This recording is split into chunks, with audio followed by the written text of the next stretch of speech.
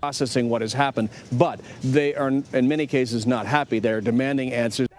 What you're seeing is being described as excessive use of force captured on video. Baltimore police say Deshaun McGreer was known by this officer who asked McGreer for his ID. Look closely. McGreer shouts something, then slaps away the officer's hand, and that's when the officer begins repeatedly punching McGreer in the head and body. McGreer is pushed to the ground. The officer appears to pounce on top of him. It was something significant. We have out-of-control associations and unions that close ranks and protect officers. They're really doing more than a disservice to this community, but gunning down members of our community.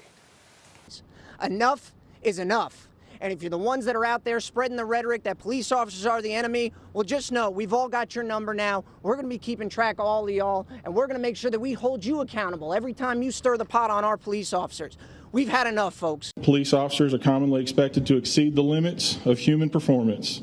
It is well known that an armed suspect facing away from an officer can fire at the officer by twisting his body around, reaching across his body and firing over his shoulder or under his arm, or simply by swinging his arm backward and firing the weapon upside down. Oakland's police commission says that 5 officers who were involved in a deadly shooting should be fired. The officers' union is crying foul. We're pleased that the criminal charges against Officer Miller, Porter, Sergeant White have been dismissed. Justice has been done. Our union will continue to support our officers during their administrative hearings and believe these good officers will be returned to fulfilling their duties with the Baltimore City Police Department and serving the citizens of Baltimore City. He was fired twice, both times for incidents involving, well, feces. Today, San Antonio police officer Matthew Luckhurst appeared before an arbitrator asking for his job back.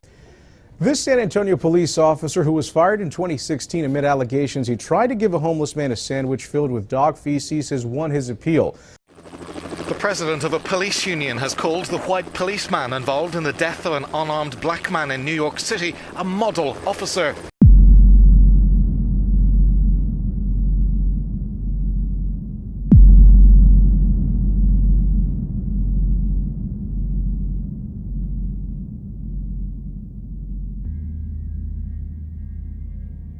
I was a witness to a homicide. On the 22nd of September 2008, the very SWAT team that I founded in the 1970s killed my son-in-law in my presence. I went over it and over it in my head because it didn't make sense the way it went down. There were officers everywhere. I kept telling them, let me talk to Brian. I know I can calm this situation down.